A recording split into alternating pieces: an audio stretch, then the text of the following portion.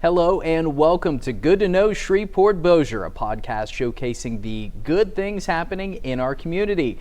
I'm Nate Fluharty. This is my co-host, Paul Reeser, a local businessman, a member of the Committee of 100. And each podcast here, we love to focus on the topics and initiatives that are having a positive impact on our community. Certainly a lot of things to talk about. We have a very special guest in studio today. So, Paul, I'll let you introduce today's guest. Nice to have you again, my friend. Well, thanks, Nate. Hey, and thanks for being here today, stepping in for Jeff. Yeah.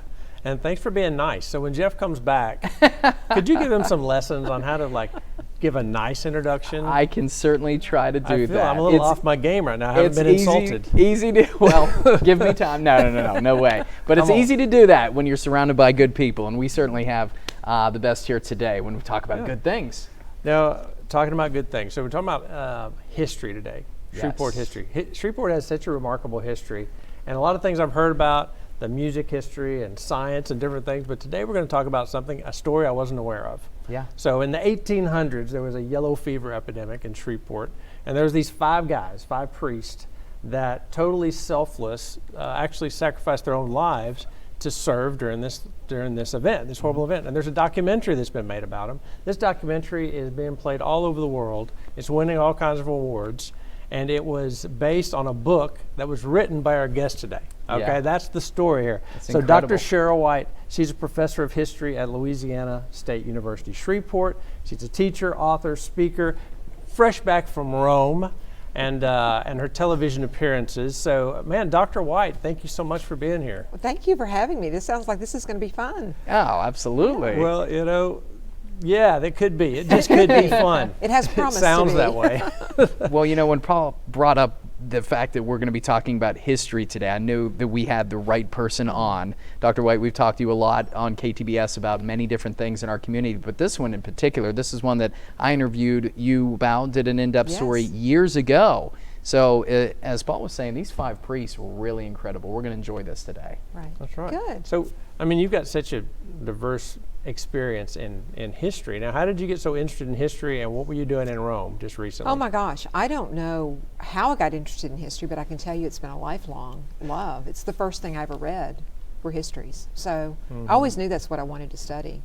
But I was in Rome actually in the archives, the Vatican, researching on another project, and also a meeting with the dicastery for the causes of saints related to these five priests.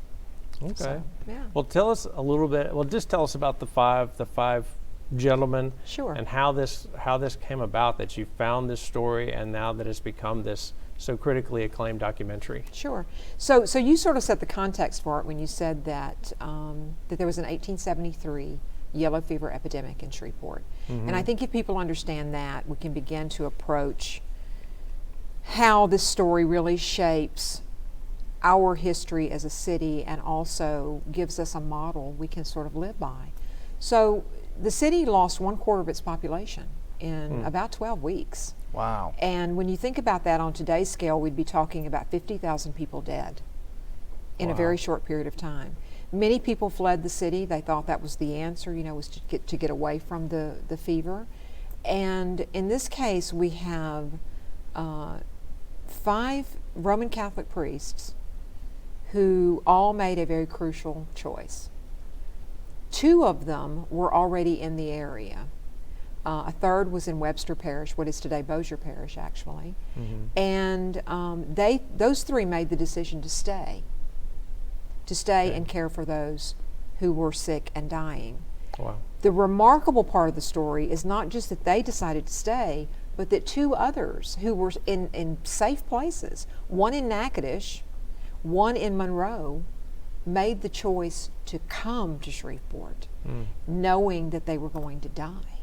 And I'm sure there were all kinds of people that were advising them against that. Yes. Do you not understand that you're going to be putting yourself in the epicenter? You could lose your life. You could die. Right. And actually, we have some beautiful historical records about that.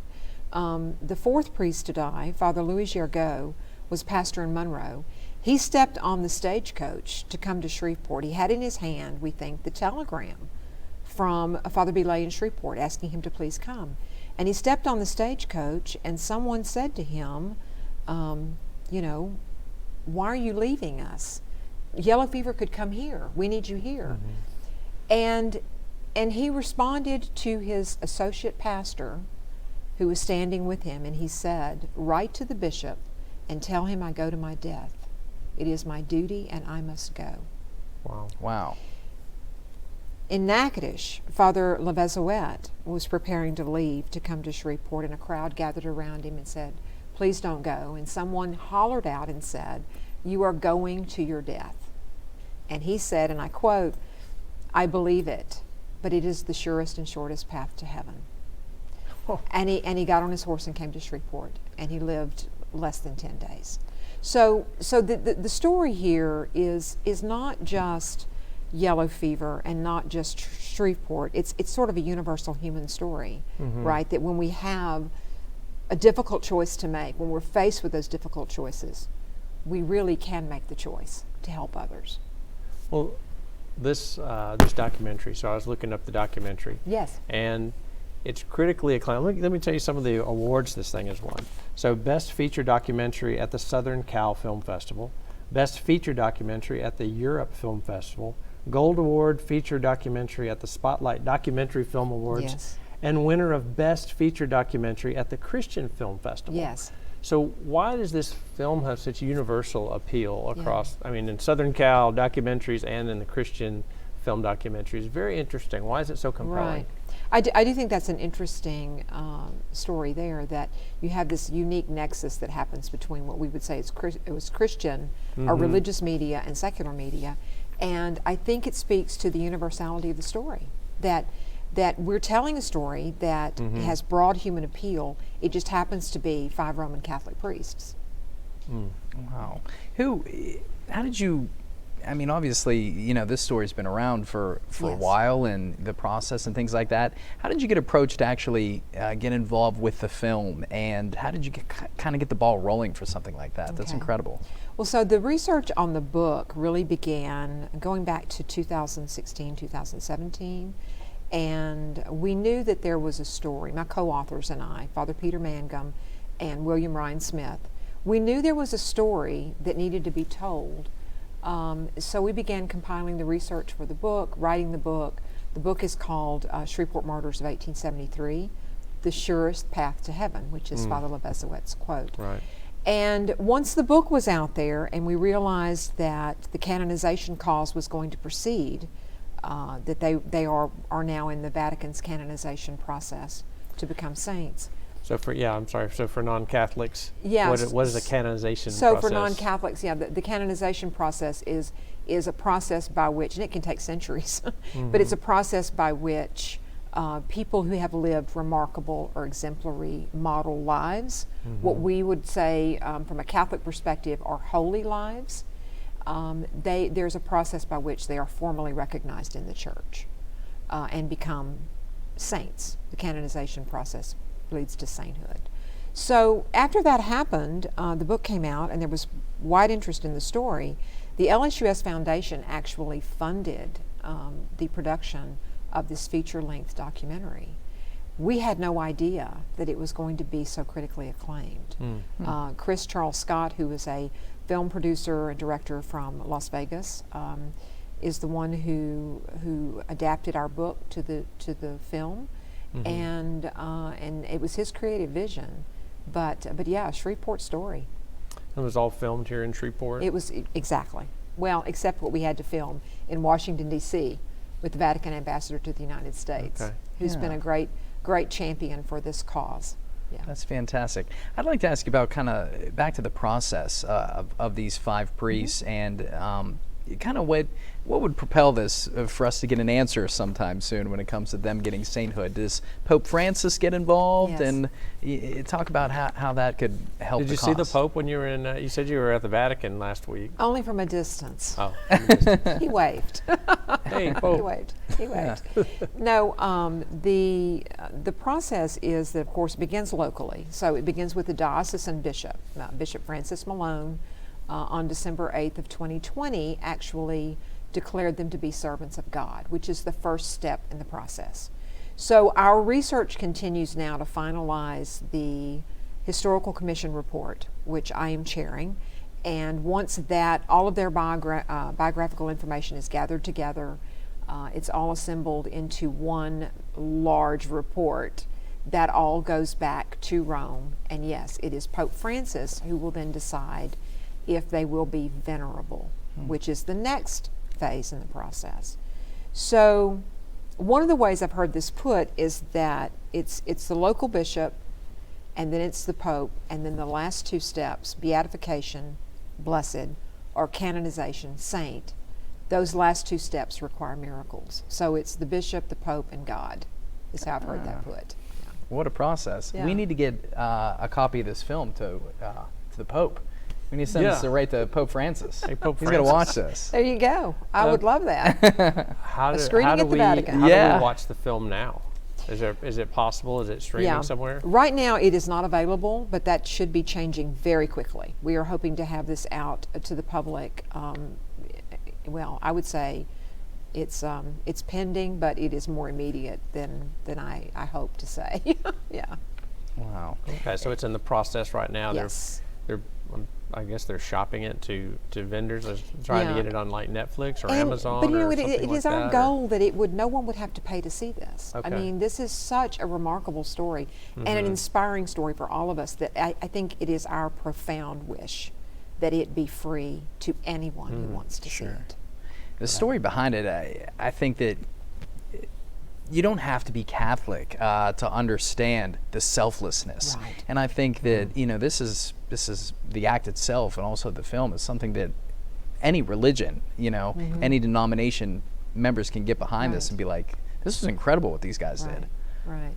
It is a truly universal story.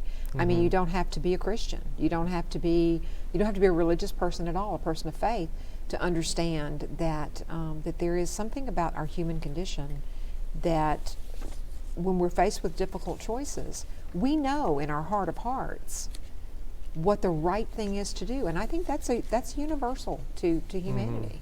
Yeah.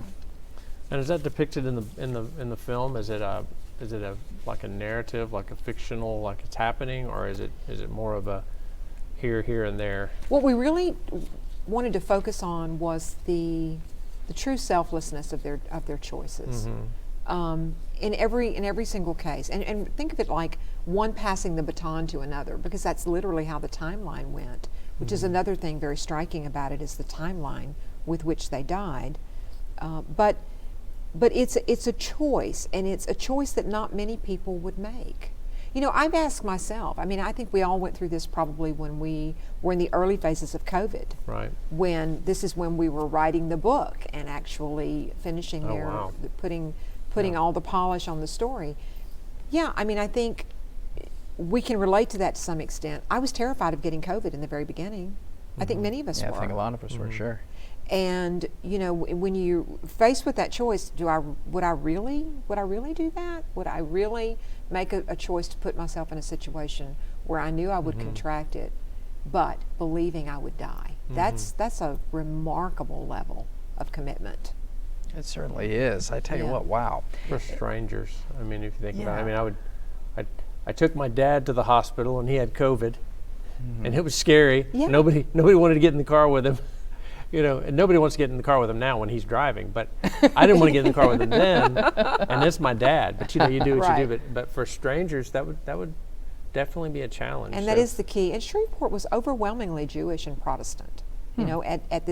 Shreveport was not a Catholic city in 1873. Well, it's still not a Catholic city, less than 6%. But this was, not about race or gender or your religious identity or age. It was about being there for whoever needed the help, and they did. They were. I think for the Catholics too, one thing I noticed the first thing I did when I walk into Holy Trinity Catholic Church is to see the murals and the stained glass honoring these men. It's a very powerful thing. Yeah. So the stained glass, that's an interesting story, because there's massive windows in Holy Trinity. I would encourage anybody to go and see those windows. Yeah. Those went in right after World War II. So that tells you that from 1873 until 1945, 1946, when those windows went in, that their memory has not been forgotten. Their significant contribution of their lives had not been forgotten. But think about all the things that had happened in between 1873 and 1945, 1946. Sure. You know, we went through Reconstruction in the South. There were 2 major world wars and a Great Depression in between at the beginning of the 20th century. So it's encouraging for me to see signs like that pop up, that here we are all these years later, and let's remember them in stained glass. I think it's a beautiful tribute. I agree. That is, because definitely a lot of events happening Yeah. to remember that. So obviously the impact they had on our community is amazing. Right. So history has a big impact. So I know we came mostly to talk about this film, but you're sought after in all sorts of disciplines. I mean, you write books, you're on podcast all the time, but now you're on television. Now, what's these series of historical television programs you've been asked to be on? She's worldwide. So I was actually contacted to be part of a series called History's Greatest Mysteries, which is on the History Channel. It is hosted by Lawrence Fishburne. You may remember him. He was Morpheus in The Matrix. That's what I think every time I see him. Sure. He's Morpheus, right? But so this is a show that's actually in its 6th season now, Yeah, I've seen that it. takes mysteries. In other words, there is no answer to it. And they Right. present several different theories about what the answer is.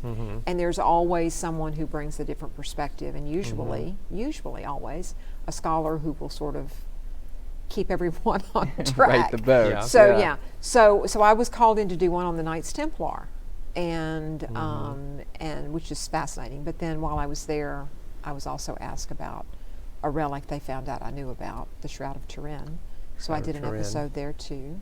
And then I've been actually called back to do several more episodes for the new season. So it's exciting. Yeah. It's Where fun. can we watch those? So those stream on the History Channel. You can actually just go to historychannel.com and stream them. Yeah.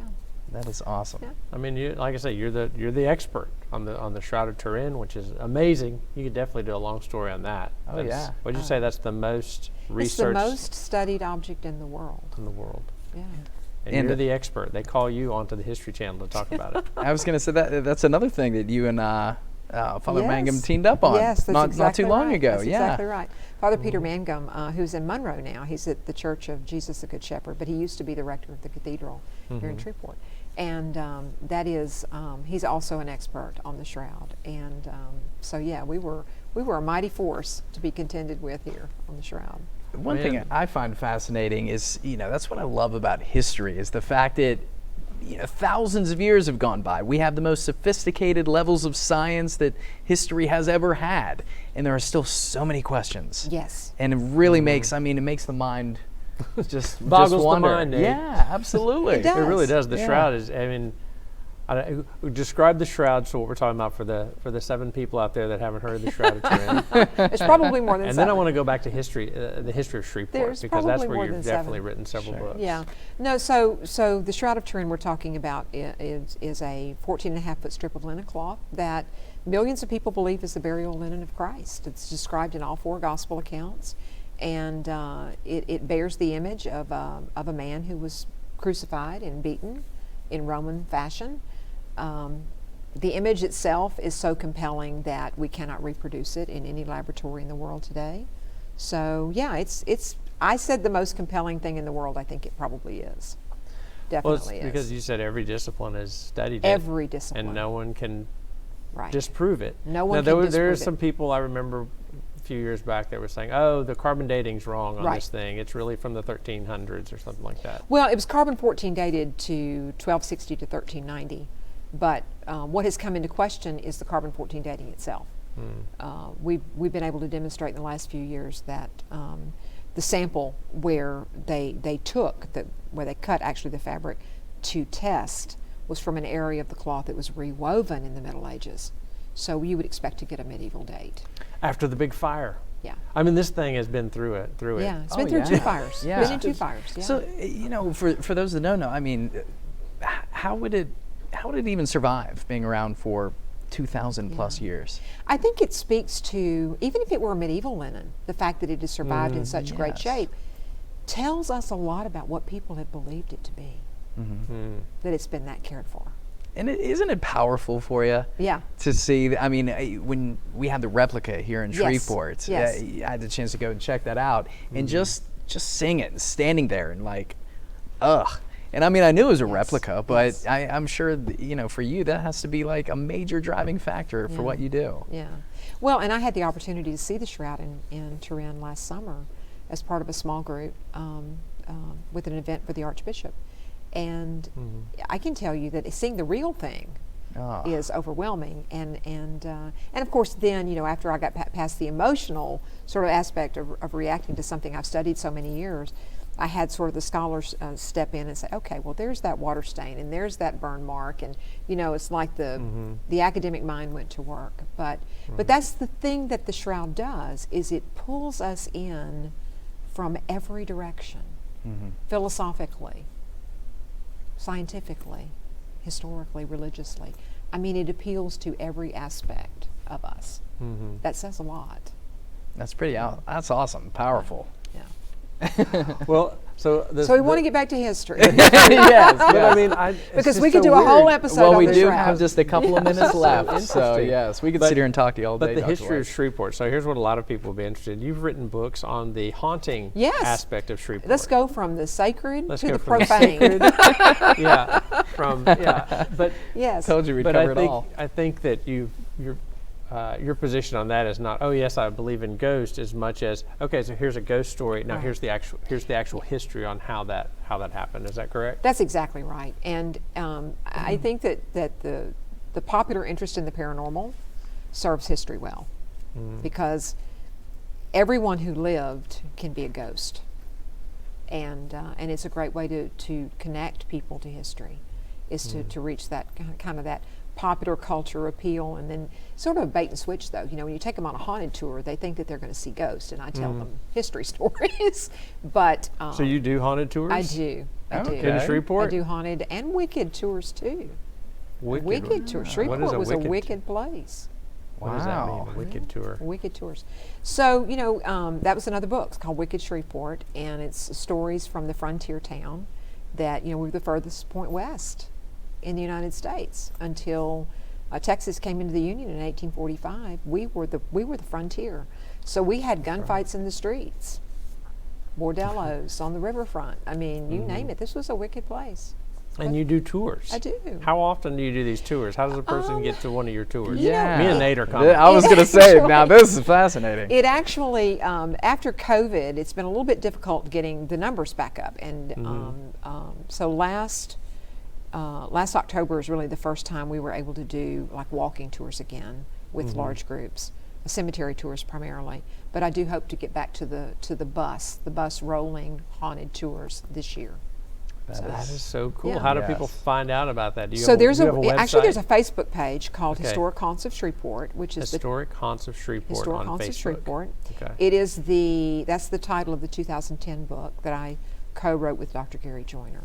People can find that on Facebook, and we announce tours periodically, and all the funds go back to these historic sites that we visit. We don't keep the money. We like to give back to historic preservation. So tell me just quickly, like one of the stories that's a crowd's favorite, kind of a little summary. Oh, one of the crowd favorites, the Municipal Auditorium. Makes the list of every national list of haunted places in America.